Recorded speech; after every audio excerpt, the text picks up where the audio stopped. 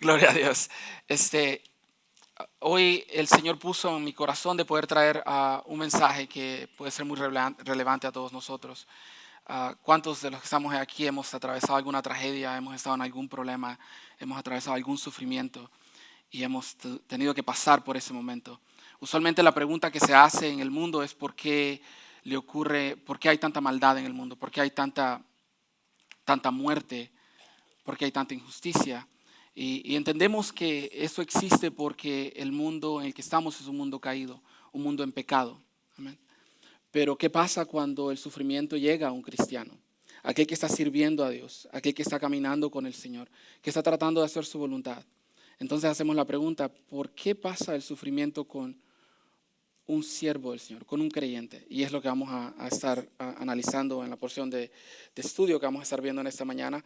Y el título del mensaje es el propósito del sufrimiento en la vida del creyente. Para eso vamos a estar analizando la vida de Pablo.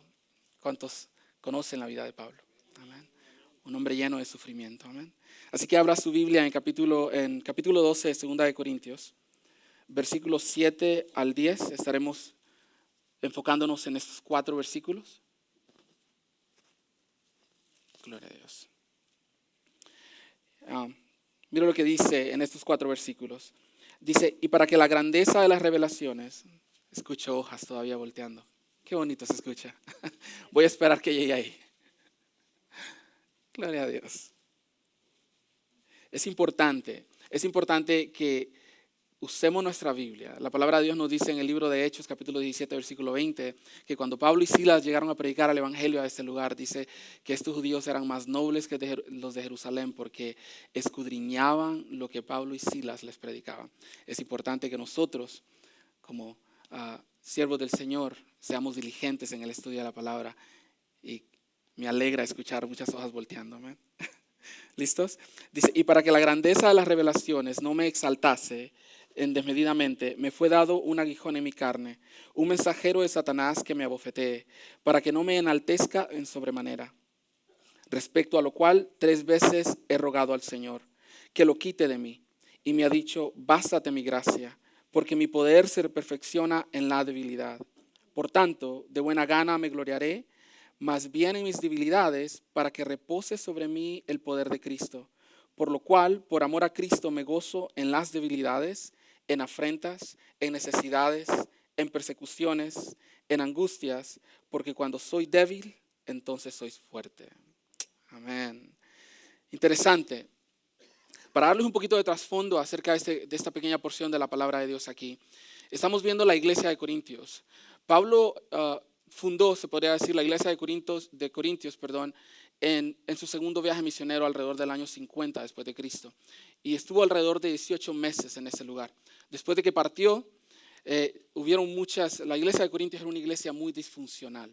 Había pecado sexual, inmoralidad sexual, había división dentro de la iglesia. Y Pablo escribe la primera carta de Corintios para poder corregir estos problemas y poder dar instrucciones a los cristianos en Corintios de que esto debería corregirse.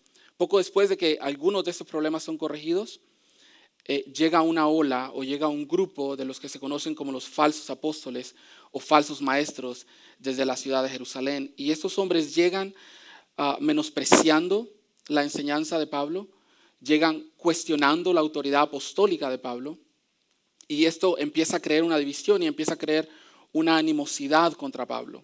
Y empiezan estos falsos apóstoles podríamos decir que a penetrar doctrinas de demonios, ¿verdad? Querían separar la iglesia, y Pablo, dolido en su corazón, escribe esta carta, la segunda carta de Corintios. La segunda carta de Corintios no es una carta para dar instrucción al cristiano, es una carta personal.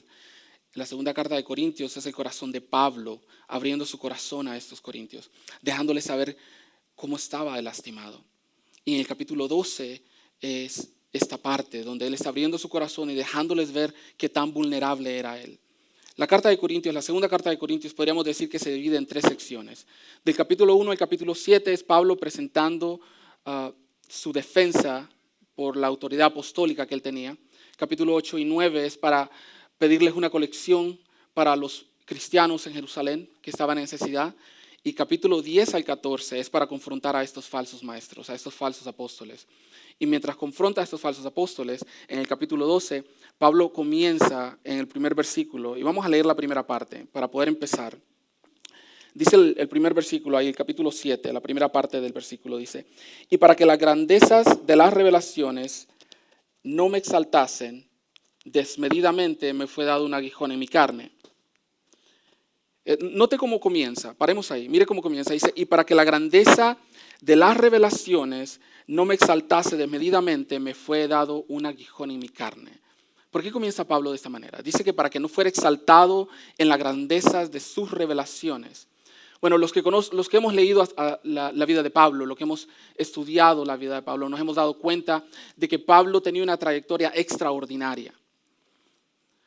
En el libro de Hechos nos habla de los viajes misioneros que hizo y de las visiones y revelaciones extraordinarias que él tuvo. Su conversión misma fue de una forma extraordinaria. Si recuerdan, Pablo no era cristiano, ¿verdad? Él vino al conocimiento de Jesucristo cuando iba con cartas y con intenciones de matar y arrestar a los cristianos cuando iba en camino a Damasco. ¿Sí?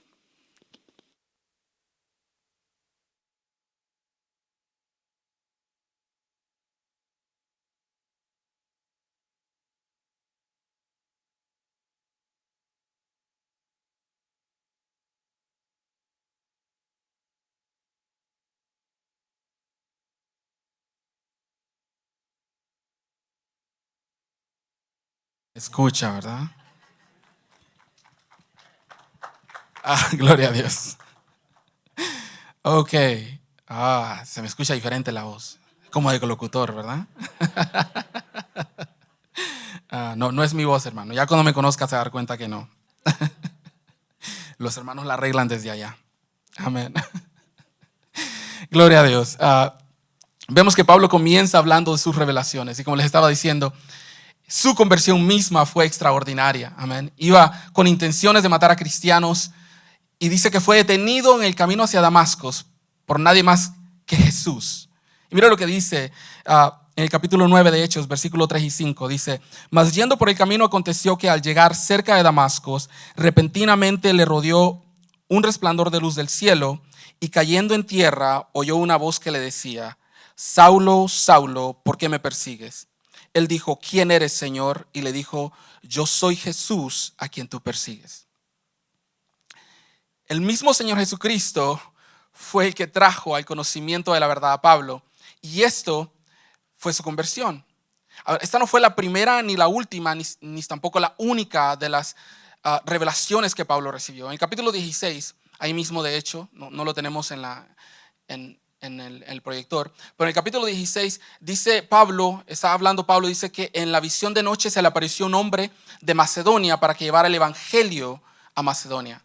En el mismo capítulo 18, donde se ve la fundación de la iglesia de Corintios, dice Pablo en el versículo 9 que el Señor en visión le dijo que se quedara en este lugar porque él tenía mucha gente y él tenía una obra que él tenía que terminar ahí. En el capítulo 22 dice que también fue llamado a llevar el evangelio a Roma, así como lo llevó a Jerusalén. En el capítulo 22, también ahí, versículo a los gentiles, perdón, el capítulo 27, versículo 24, cuando iba camino a Roma a predicar el evangelio, dice que el barco en el que iban naufragó y terminó en una isla llamada Clauda. Y mientras estaban en este lugar, dice que un ángel se le apareció y le dejó saber que todos los que iban con él serían guardados.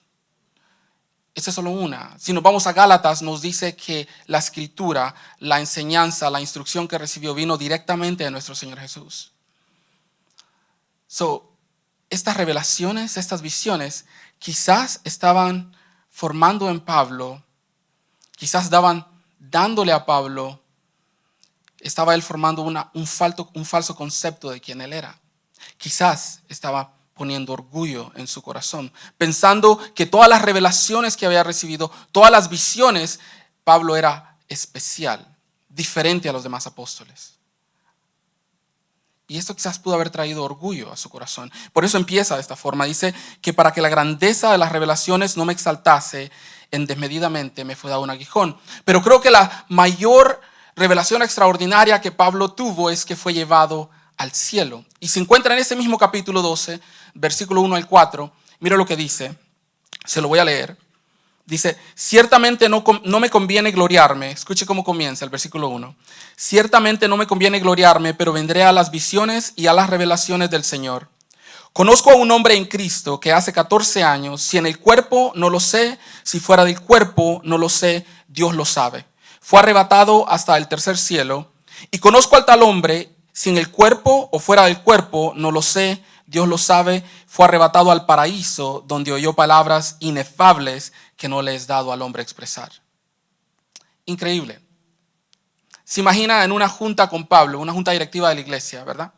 Y tenemos a Juan, tenemos a Pedro, ¿verdad? Tenemos a Santiago, y están hablando, quizás en el capítulo 15, donde se llevó a cabo el concilio de la iglesia, ¿verdad? El capítulo 15 de Hechos. Y están planeando cómo van a evangelizar el resto de Asia, el resto de Europa. Y dice Pablo, bueno, es que yo pienso que esa es la forma de ir.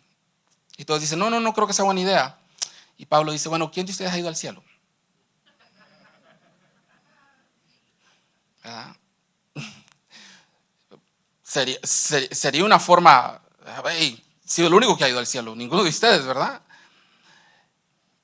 Quizás Pablo estaba cayendo en ese error. El orgullo en el ser humano, hermanos, no es una virtud. No sé si usted en el mundo se ha dado cuenta que muchas personas se jactan de esta forma. Dicen, es que yo estoy orgulloso de lo que he construido. Y no estoy diciendo que esto sea malo en sí, pero la palabra de Dios nos dice que el orgullo, de hecho, es pecado. En el capítulo 14 de Isaías nos habla que la primera criatura que tuvo este pecado en su corazón fue Satanás, y por esta razón fue echado de los cielos, fue echado de la presencia de Dios. El orgullo no es una virtud. La virtud del cristiano es la humildad. Es la mayor virtud que puede tener un cristiano, ser humilde. Amén. Mira lo que nos dice la palabra de Dios en Salmo 138, versículo 6. Dice, aunque el Señor es grande, maravilloso, excelto, dice, escucha esta palabra, tenemos que detenernos un momento por esto. Dice, aunque el Señor es grande. ¿Cuántos confirman que el Señor es grande? Amén. Amén. Es increíble que un ser tan poderoso pueda ocuparse de nosotros. Mira lo que dice, aunque el Señor es grande, se ocupa de los humildes, pero mantiene a distancia a los orgullosos. Mantiene a distancia a los orgullosos. Dice en Proverbios capítulo 29, versículo 23, dice que el orgullo termina en humillación. ¿Qué significa esto? Que si tú eres orgulloso, en algún momento serás humillado. Mira la segunda parte. Dice, mientras que la humildad trae honra. El Señor busca en nosotros humildad. Y quizás eso estaba ocurriendo en Pablo. Quizás Pablo estaba siendo orgulloso. Y el Señor quería enseñarle humildad a su vida. Amén. Y trajo este aguijón en su carne, ese sufrimiento que él estaba viviendo. A veces es necesario que nos humillemos delante del Señor para que luego podamos ser honrados por el Señor. Mire lo que dice Santiago, capítulo 4, versículo 10. Dice, humillaos delante del Señor y Él os exaltará. Es solamente cuando venimos delante de los pies del Señor que podemos ser exaltados por el Señor. Si ve, el mejor lugar para estar nosotros, para poder ser exaltados, para poder ser vistos por el Señor es a los pies de Cristo. Es el mejor lugar donde podemos estar. Amén. Es el mejor lugar donde podemos estar, donde podemos alabar, donde podemos gozarnos. Mas, sin embargo, a veces es necesario que el sufrimiento venga a nuestra vida para recordarnos que ese es el lugar donde debemos correr cada vez que seamos confrontados con nuestro propio pecado o tengamos que ser enseñados por el Señor. Ahora, note que dice que le fue dado un aguijón en la carne. ¿Qué es el aguijón? Muchos comentaristas se han dado a la tarea de querer especular qué pudo haber sido este aguijón. Yo lo puedo decir que los podemos encerrar en 3 categorías. La primera categoría que encuentro es la ansiedad espiritual o psicológica. Y esto es debido a que Pablo tenía un amor inmenso por sus hermanos judíos. Eso lo vemos claro en el capítulo 11 de Romanos. Y este amor inmenso por los judíos, dicen algunos comentaristas, que lo llevaba a tener ansiedad por la salvación de ellos. Y él estaba buscando continuamente que el Señor tuviera misericordia, tuviera piedad de los judíos. Ese es uno de los ejemplos que es utilizado. La segunda categoría es, dicen que había oposición a su ministerio. Y uno de los ejemplos es que el aguijón en la carne eran estos falsos maestros, estos falsos apóstoles que habían llegado a la ciudad de Corintios para llevar doctrinas de demonio. Esta como que flota con el contexto de la carta, flota con el contexto de los capítulos que estamos leyendo, el capítulo que estamos leyendo. Y la tercera y la última dicen que era una enfermedad o una incapacidad en su cuerpo. Algunos dicen que era un malestar en su ojo, ¿verdad? Como lo dicen otras partes de sus cartas, que él tenía un malestar en su ojo, ¿verdad? Una enfermedad en su ojo. Pero la Biblia no nos da aclaración acerca de esto. La regla regular es que si la Biblia calla en estas áreas, nosotros también debemos callar. Y donde la Biblia habla, nosotros debemos hablar. Independientemente cuál sea el aguijón que Pablo tuvo, le estaba causando un dolor tremendo. Le estaba causando una agonía tremenda en su cuerpo. Y cuando pensamos de aguijón, hermanos, cuando usted piensa de aguijón, ¿cómo se imagina usted? Quizás el aguijón de una avispa o una espina. Es cuando escuchamos la palabra aguijón, ¿verdad? Pero la palabra en griego es escápolos, ¿verdad? Y realmente no se refiere a un aguijón de una avispa o una espina, se está refiriendo a una estaca de 18 pulgadas que usualmente es utilizada para afianzar las tiendas de acampar. Ahora imagínese, póngase esta imagen en su mente, a Pablo con una estaca de 18 pulgadas incrustada en su costado. Esto es lo que está hablando Pablo. Era algo tremendo lo que estaba atravesando. Algo más que podemos notar ahí en este versículo es que dice, leámoslo ahí, leamos la segunda parte del versículo. Dice, me fue dado un aguijón en mi carne. Escuche, me fue dado. ¿Quién le dio el aguijón? Dios. Dios le dio el aguijón. Pero la siguiente parte es un poquito más. Dijiste, pero ¿cómo? Lea la siguiente parte. Mira lo que dice. Un mensajero de Satanás que me abofetee para que no me enaltezca en sobremanera. Primero, el aguijón fue dado por Dios.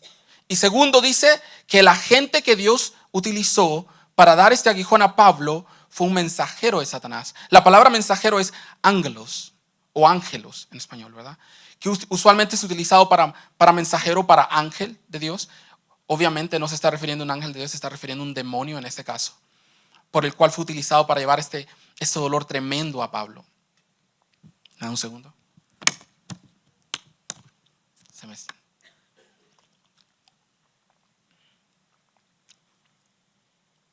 A veces es necesario que nos dé el Señor un aguijón para podernos recordar que es en la humildad que Él nos encuentra, que es en medio del sufrimiento que Él nos encuentra.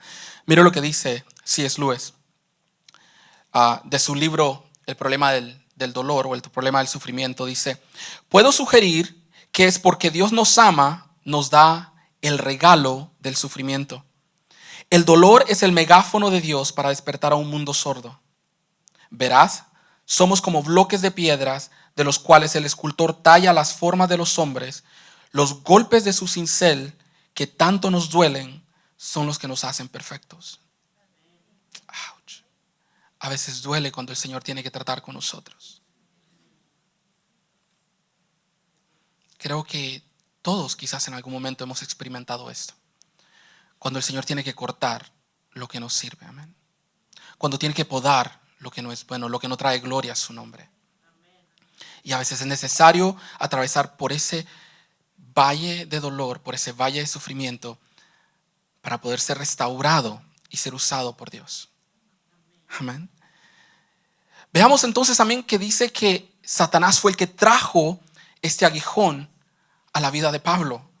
Dice, podemos ver entonces que Dios usa a Satanás para cumplir sus propósitos. Y dirá usted, hermano, pero ¿cómo es posible que Dios use a Satanás para traer sufrimiento al cristiano? ¿Cómo es posible que Dios use a Satanás para traer sufrimiento a un hombre como Pablo? Un hombre entregado al Señor, un hombre entregado a la obra, un hombre que le dedicó toda su vida y su tiempo para expandir el reino de Dios. ¿Cómo es posible? Fíjese que esto no es algo nuevo. Pablo no fue el primero ni tampoco el único en el que Dios utilizó a Satanás para poder traer humildad delante de ellos. Hay un libro dedicado en el Antiguo Testamento para esto, donde Dios utilizó a Satanás para poder tratar con uno de sus siervos. ¿Quién ha leído el libro de Job? Amén. El libro de Job comienza, el versículo 1 dice que Job era un hombre perfecto, justo, recto de entre los hombres. En el versículo 1. Pero en el versículo 6 vemos a Satanás que se presenta delante de Dios. Satanás se presenta delante de Dios, dice, con los hijos de Dios. Estos son los ángeles. Y el Señor dice que ve a Satanás y le dice, hey, diablito, ¿no? ¿Ya has visto a mi siervo Job? Perfecto, justo entre los hombres. Y le dice a Satanás, quizás porque lo tienes bendecido y prosperado, quítale lo que tiene y verás cómo entonces blasfema en tu presencia. Y le dice, ok, está bien, ve, mas no toques su vida. Y dice que salió de la presencia de Dios Satanás y fue y le quitó todo lo que Job tenía. Y del versículo 6 al versículo 19 vemos cómo este hombre es golpeado con tragedia tras tragedia. Dice que cada sirviente venía y le dejaba saber lo que estaba ocurriendo. Iba uno, ni siquiera acababa de terminar, cuando el otro llegaba y le decía, tus hijos fallecieron, tus ganado fue robado, tus propiedades fueron quitadas, tus casas fueron quemadas. Y este hombre, la reacción de él, mire lo que dice en el versículo 20, ahí capítulo 1 de Job, versículo 20 y 22 dice, Job se levantó y rasgó sus vestidos en señal de dolor. Después rasuró la cabeza y se postró en el suelo para adorar y dijo, desnudo salí del vientre de mi madre y desnudo estaré cuando me vaya. El Señor me dio lo que tenía y el Señor me lo ha quitado. Alabado sea el nombre del Señor. A pesar de todo, dice, Job no pecó porque no culpó a Dios. Él entendió. Pero el Señor todavía no había terminado con Job. Satanás se vuelve a presentar nuevamente delante de la presencia de Dios en el capítulo 2 y le dice, Dios otra vez, ¿ya te diste cuenta que a pesar que me incitaste contra mi siervo Job, él aún no ha pecado contra mí? Y le dice Satanás, piel por piel, toca su cuerpo ahora y verás si no blasfema en tu presencia. Y le dice, está bien, ve, mas no quites su vida. Y dice la palabra de Dios que Job fue atacado con una sarna en su cuerpo. Con una sarna en su cuerpo, que tenía que rascarse continuamente. ¿Se imagina este hombre? Hágase una imagen en su mente. Este hombre tenía riquezas, tenía ganado, tenía sus hijos, su familia, y todo se le quitó en un instante, y luego su salud también le es quitada. Y mientras estaba en el más profundo dolor, no solamente emocional, pero también físico, se le acercó su mujer, ¿verdad? Y le dice, ¿por qué no tomas tu integridad, maldices a Dios y te mueres? No la ayuda idónea que tenemos en Génesis capítulo 1, ¿verdad?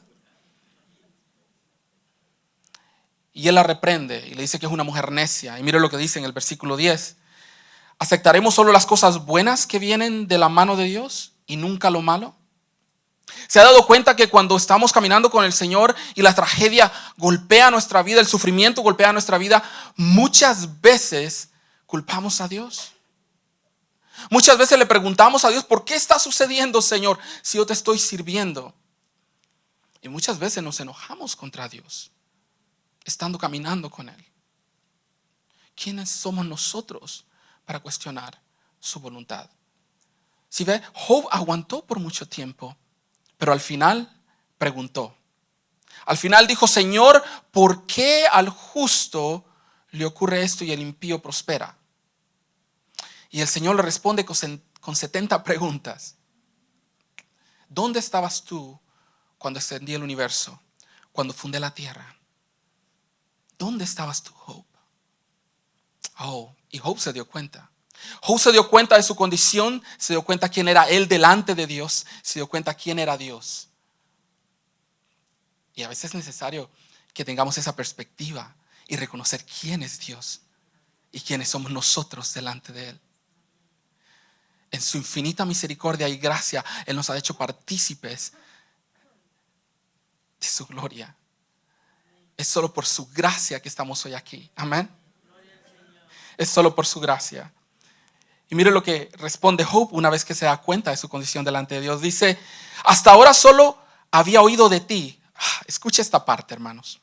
Hasta ahora solo había oído de ti, pero ahora te he visto con mis propios ojos. Job todo este tiempo había vivido una vida y había servido a este Dios que no había experimentado de una forma personal. No fue hasta que el sufrimiento llegó a su vida, no fue hasta que fue golpeado con la tragedia que pudo conocer a este Dios de una forma más íntima, más personal, más profunda.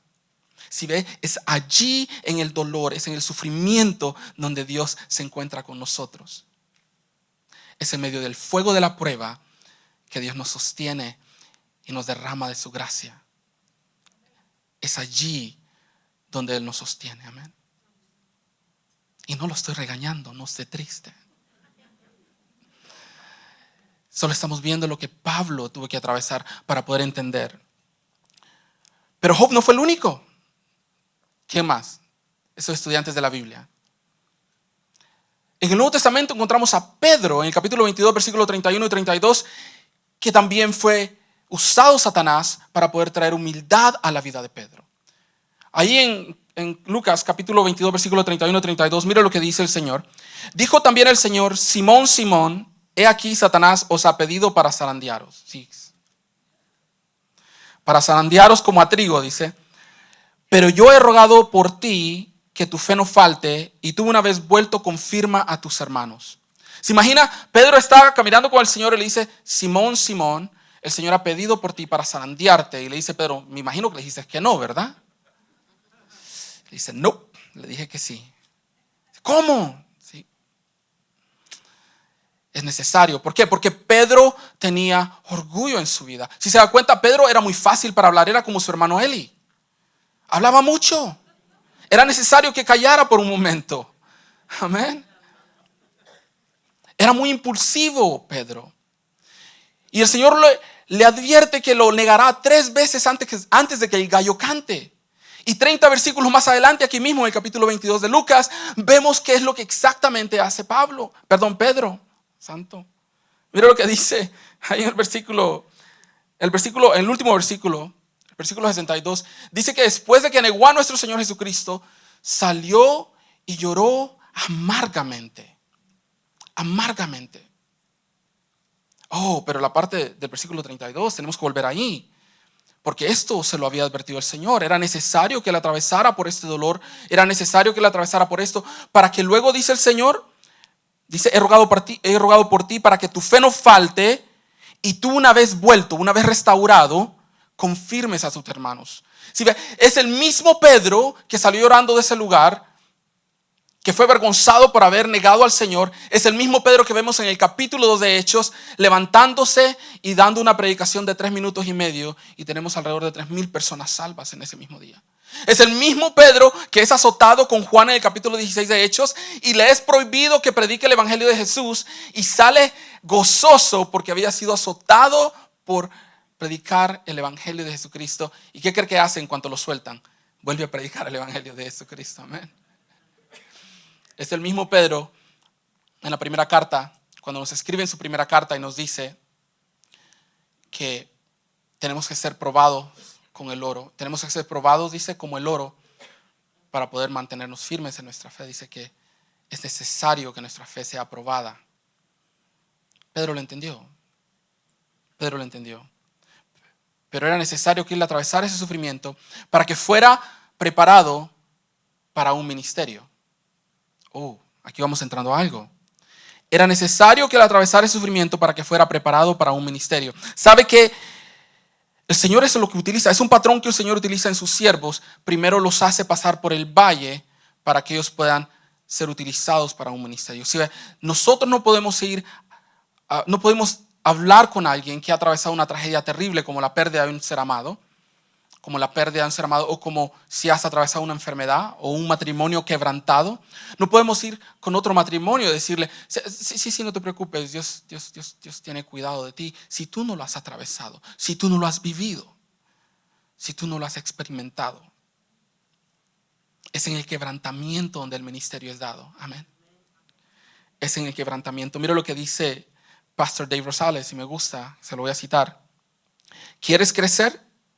Nos pregunta Pastor Dave Rosales, nuestro pastor general. Dice: ¿quieres crecer? Serás quebrantado. Pero en el quebrantamiento viene la sanidad, Y en la sanidad viene la profundidad, y en la profundidad viene el ministerio. Tenemos que ser quebrantados. Tenemos que ser quebrantados. Es necesario. Es solo cuando somos quebrantados que el verdadero aroma, el verdadero cristiano, resurge. Esa verdadera condición espiritual resurge. Dios usa el sufrimiento para revelarnos nuestra condición espiritual. Si estamos firmes caminando con el Señor, seremos acercados a Dios, pero si no estamos firmes caminando con el Señor, seremos alejados de Él. Es solo a través del sufrimiento que Él saca a reducir nuestra condición espiritual. Amén. Eso es necesario que suframos. El sufrimiento es necesario en la vida del cristiano. Mira lo que dice en el capítulo 12, versículo 8, ahí el siguiente versículo. ¿Qué fue lo que hizo Pablo? Una vez que tenía este sufrimiento y estaba sufriendo con ese dolor en su costado, dice que se fue a la librería y buscó un libro que dice 10 pasos para poder sacar una estaca de tu costado. No, ¿verdad? No dijo eso. Tampoco lo vemos que está reprendiendo demonios, ¿verdad? No se paró y dijo empezó a reprender demonios. No, en ningún momento. ¿A dónde fue? Mira lo que dice el versículo 8. Respecto a lo cual 3 veces he rogado al Señor que lo quite de mí. Dice que 3 veces oró a Dios para que este sufrimiento, este dolor fuera alejado, fuera quitado de él. 3 veces. 3 veces. Esa es la actitud del verdadero cristiano. Cuando estamos en medio del sufrimiento, debemos correr ¿a quién? A Cristo. Debemos correr a Dios. Debemos correr a su presencia. Debemos correr a sus pies. Y debemos pedir. Y muchas veces, cuando nuestra oración no es contestada, no significa que Dios dijo no. Tampoco significa que dijo sí. Quizás dije, espera. Soporta. ¿Y por qué? Porque Él nos sostiene. Pero en este caso, le respondió a Pablo. Mira lo que dice el versículo 9. Y me ha dicho, dice Pablo, bástate mi gracia, porque mi poder se perfecciona en la debilidad. Wow. Santo. ¿Se imagina estar en medio de tan tremendo sufrimiento y el Señor te dice, bástate mi gracia? Y tenemos que entender lo que gracia significa para poder entender este pasaje. Si ve, gracia es el regalo inmerecido de Dios para una persona injusta como usted y como yo, que todo lo que hicimos fue rebelarnos contra Dios. En Romanos capítulo 3, versículo 11 dice que no hay justo ni siquiera uno, ni siquiera uno.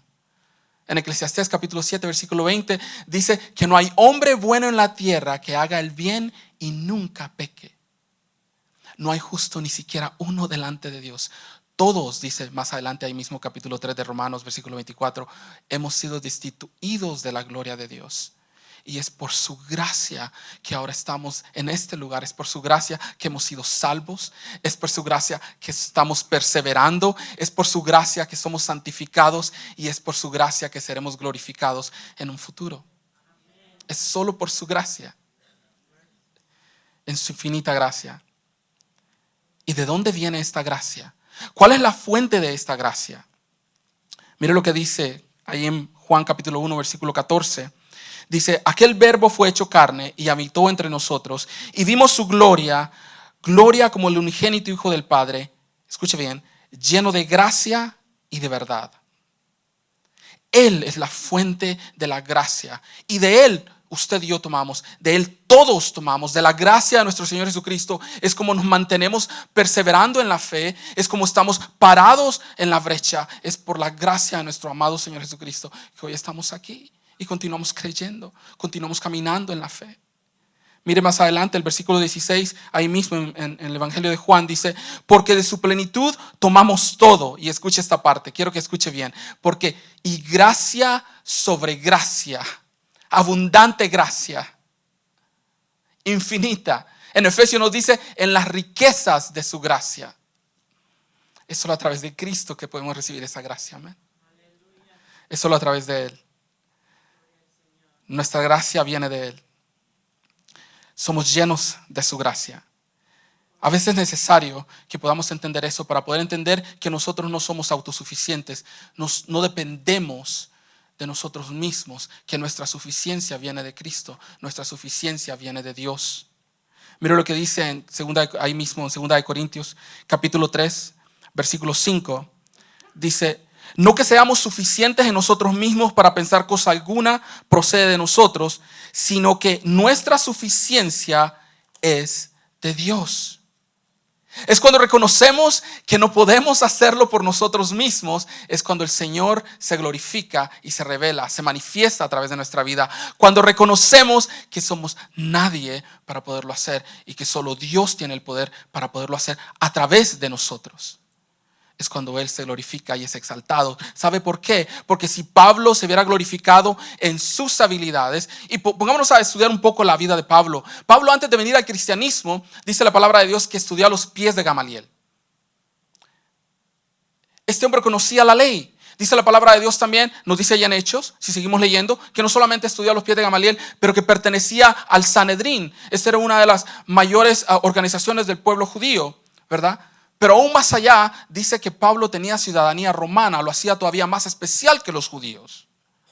Todo esto pudo haber influido en la vida de Pablo cuando vino al cristianismo, pero no lo hizo. Por eso nos dice más adelante en una de sus cartas, dice que él todo lo da por basura por amor a Cristo.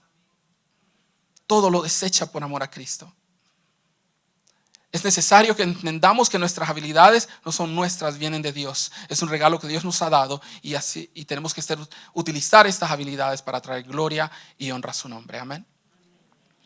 Mire, el sufrimiento, el versículo, ahí mismo en el versículo 10, nos dice que el sufrimiento nos da una nueva perspectiva.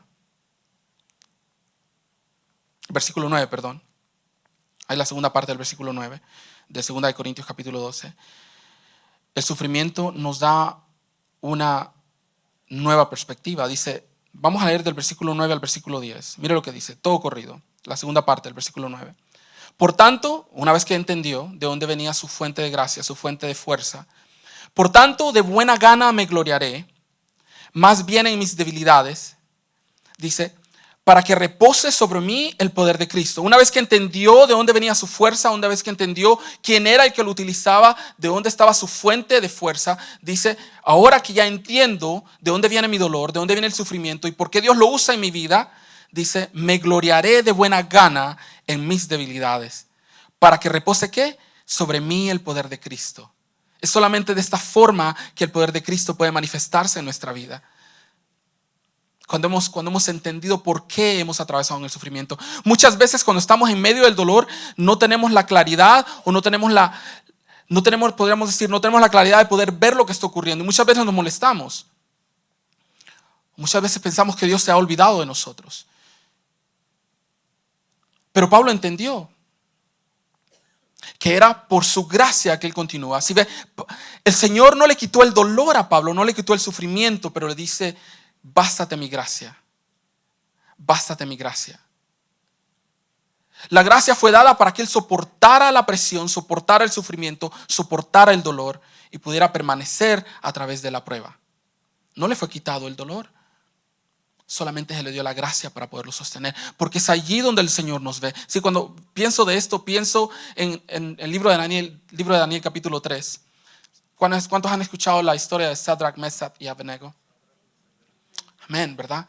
Estos tres varones dicen que estuvieron delante de este rey Nabucodonosor y ellos se negaron a doblar rodilla contra este falso Dios y fueron lanzados a un horno de fuego. Y dice que Nabucodonosor se asombró cuando vio que dentro del fuego no eran 3 los que caminaban, pero eran 4. Y dice que el otro era como un hombre, como hijo de Dios, ¿verdad? Tenía la forma de los hijos de Dios. Era nuestro Señor que estaba con ellos. ¿Sí ve? El Señor no los liberó del fuego, pero estuvo con ellos en medio del fuego, en medio de la prueba.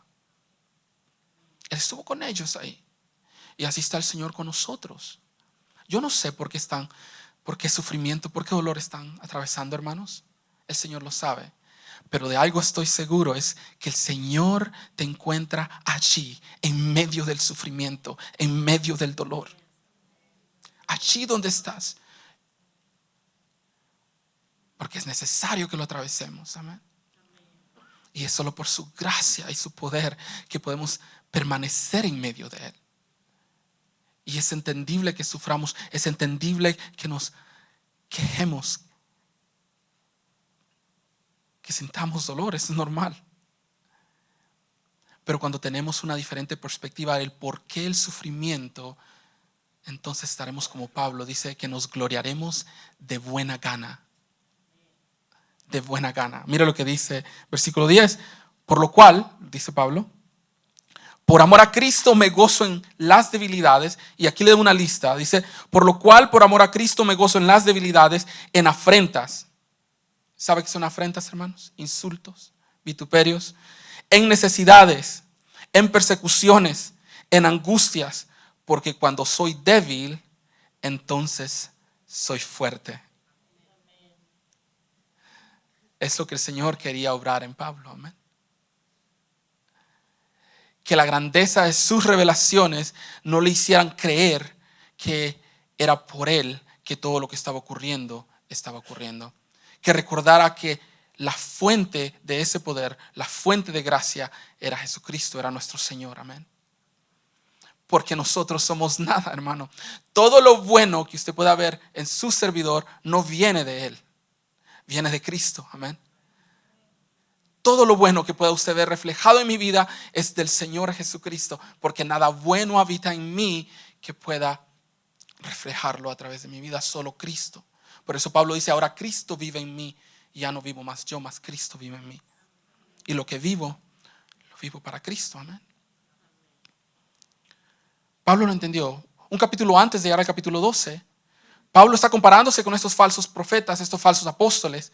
Y del versículo 22 al versículo 30 se compara y dice, bueno, ellos son hebreos, también yo. Siervo de Jesucristo, yo más, dice Pablo. Y al final, al versículo 30, después de que se compara sus credenciales con estos falsos apóstoles, compara la capacidad que él tenía, no solamente para presentar la palabra. ¿Cuántos han leído el libro de Romanos? Es una gema del Nuevo Testamento. Es una gema teológica. Podemos ver la hermosura de la escritura de Pablo en ese libro. Pero Pablo no utilizó esto. Pablo dice al final del capítulo 11, versículo 30, mire lo que dice en 2 Corintios.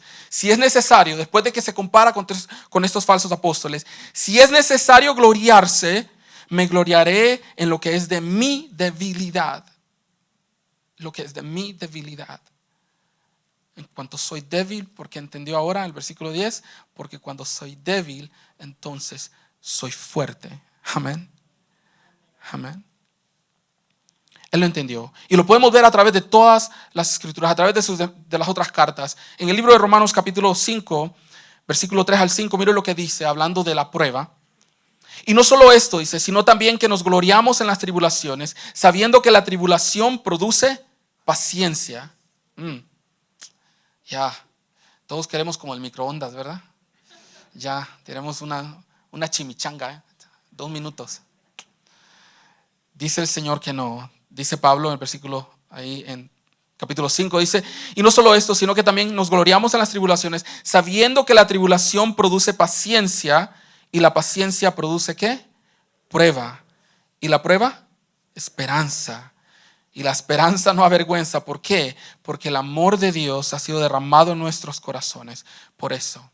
Ha sido derramado en nuestros corazones por el Espíritu Santo que nos fue dado. Pablo lo entendió. Pablo lo entendió. No es fácil estar en medio del sufrimiento, hermanos. Santiago lo llevó un paso más allá. Santiago dice que debemos gozarnos en el sufrimiento. ¿Cuántos se gozan en el dolor? Nadie. Mira lo que dice Santiago capítulo 1, versículo 2 al 4.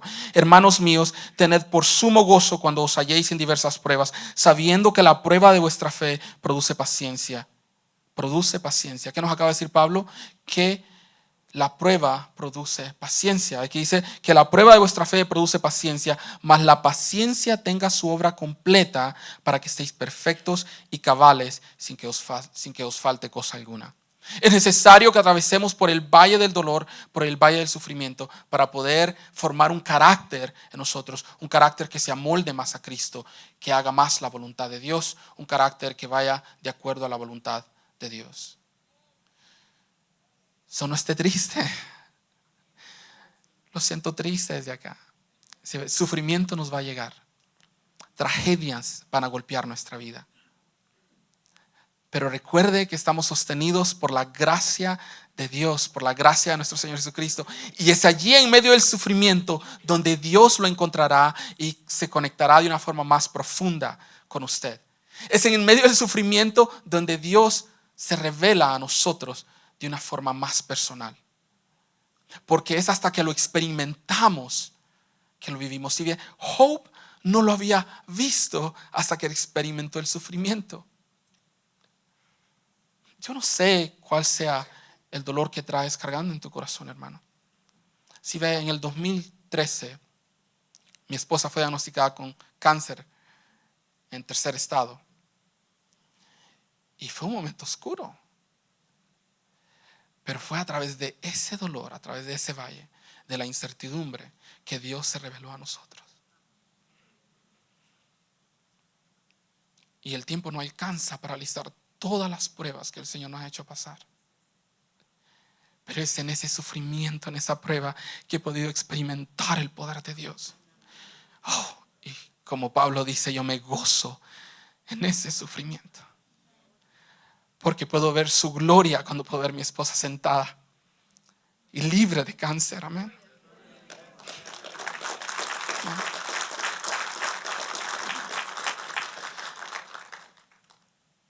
Confía en el Señor. Amén. Confía en el Señor. Porque allí en medio del sufrimiento el Señor te encontrará. Y se revelará a ti. Y te dará a ver su gloria. Te dejará ver qué tan poderoso, tan grande es Él. Y podemos decir como Pablo lo dijo, como Job lo dijo, ¿verdad? Que no te habíamos visto, pero ahora te hemos visto con nuestros propios ojos. Es allí donde el Señor nos encuentra. No te digo que disfrutes del sufrimiento, pero confía en el Señor. Depende del Señor en medio de Él, para que al final de la prueba puedas salir victorioso. No con tus fuerzas, pero con las fuerzas de Cristo. Amén. Oremos. Bendito amado Padre Celestial, te damos gracias, Señor. Gracias por tu palabra, gracias por el sufrimiento, Señor, porque es a través de la prueba que te conocemos más íntimamente, Padre. Gracias. Gracias porque es donde nos encuentras, Señor. En ese valle oscuro es donde nos sostienes, Padre. Es allí donde te revelas a nosotros, Señor, y podemos ver tu poder, podemos experimentar tu poder, Señor. Gracias por tu amor, por tu misericordia, por tu gracia, porque es tu gracia lo que nos sostiene, Señor. Gracias, Señor. Señor, que esta prueba, Señor, que estamos atravesando, cual sea, Señor, que cada uno de mis hermanos estén atravesando, que seas tú revelándote a ellos, Señor. Que seas tú revelándote, Señor, en medio de la prueba, seas tú sosteniéndole, Señor, y seas tú trayendo, Señor, confianza en su corazón, que tú estás en medio de la prueba y que estás sosteniéndolos, Señor, y que los llevarás a través de este valle, Señor, y saldrán victoriosos, Señor. Revélate, Padre. Glorifícate, Señor, en cada una de estas vidas. Glorifícate en nosotros, Señor. Que Cristo sea manifestado a través de nosotros después que podamos soportar la prueba, Señor. Glorifícate, Señor, porque todo, Señor, que todo lo que haces y todo lo que hacemos es solamente para tu gloria y honra, para que tu nombre sea exaltado, para que tú seas honrado, Señor. En el nombre de Jesús. Amén.